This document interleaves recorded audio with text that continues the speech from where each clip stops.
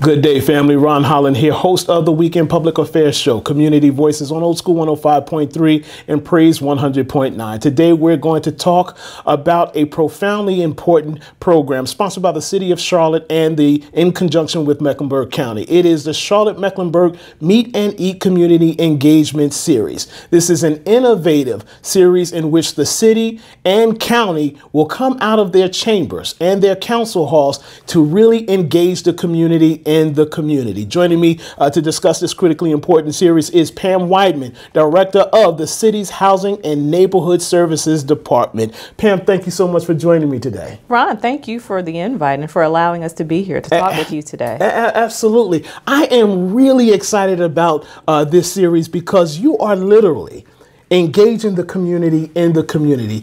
Talk a little bit about what you're going to be doing. Absolutely, Ron. As you alluded to, this is an innovative initiative that's the brainchild of our city manager, Marcus Jones.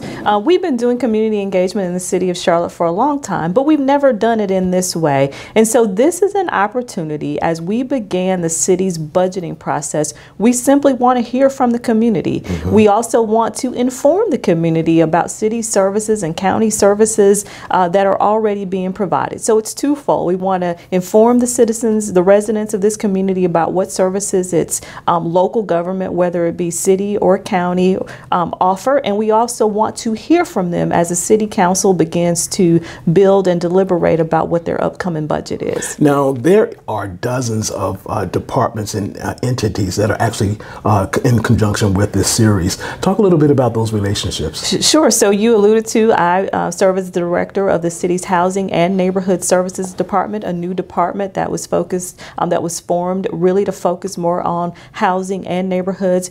I've got my great colleague, lots of great colleagues in the city who will join me. Victoria Johnson, she heads up the Solid Waste Department. She is actually my partner in putting this on. She and her troops have been amazing. You have our Aviation Department, you have our Budget Department, you have the city's Fire Department, the city's Police Department. You have Charlotte Water, Charlotte Utilities Department there.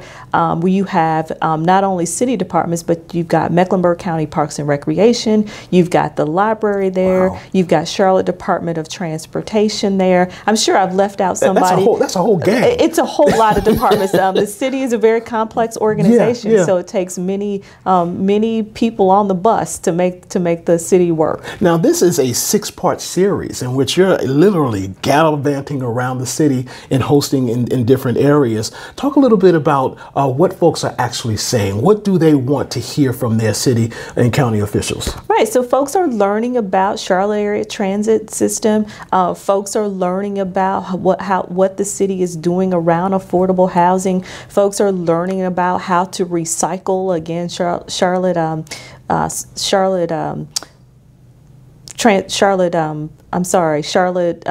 Solid Waste Services. Okay. Victoria, my colleague, they're talking about how to properly prepare bulky items, how to properly recycle, what can be recycled.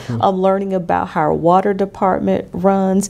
So folks they're asking questions. They're becoming more informed about our 311 department. That's where you can call to get issues addressed. And so folks are telling us kind of what concerns them holistically as a city and really drilling down to their individual neighborhoods. Now, what is really exciting about Charlotte is there are a lot of building initiatives taking place. Talk a little bit about that because we are literally attracting people from around the country. Latest estimates is that 100 people a day are moving into Charlotte. Yeah, Charlotte, I believe many people come to Charlotte because Charlotte is a place of opportunity. I think we're the second largest banking capital in the U.S. So people want to be here. As a city, we know that people come here and people have different issues, people have different opportunities, and so we want to be in a position to hear from our residents to better align our city services so that we are building that community of choice. We're building a winning city. Now, of course, Charlotte is not without problems. There's a lot of issues, a bevy of issues that you have to address.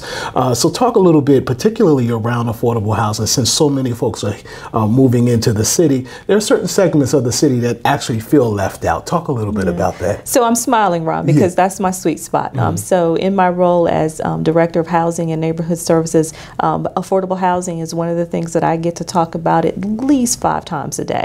Affordable housing, I like to inform people that affordable housing is housing that is subsidized, that is built in such a way, and subsidized sometimes gets a negative connotation, but it's financed in such a way that the household doesn't pay more than 30% of their annual income for their housing. And so City Council, on the heels of the unfortunate events of this Keith Lamont Scott shooting, they accelerated a goal that they already had around affordable housing to create 5,000 affordable housing units within 3 years. If you ask me how we're doing on that, we're 60% of the way there. So 60%? we're 60% of the way there. And I emphasize it's creating, Ron. It's not just about building new, but it's rehabilitation, which is preserving housing in some of our older neighborhoods. It's certainly new. It's helping people become homeowners through our down payment assistance program. And then it's housing that we capture on a voluntary basis through the rezoning process.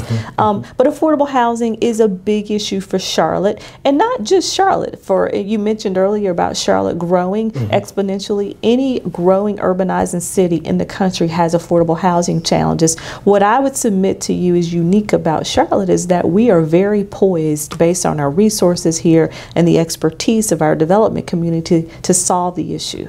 Now, of course, there are folks in the community, particularly the activist community, that suggest that the Housing Trust Fund isn't working at its optimum. Do you agree with that, or do you have a different perspective? I disagree with that. Okay, because you did indicate 60% of those houses are being built. I respectfully disagree with that.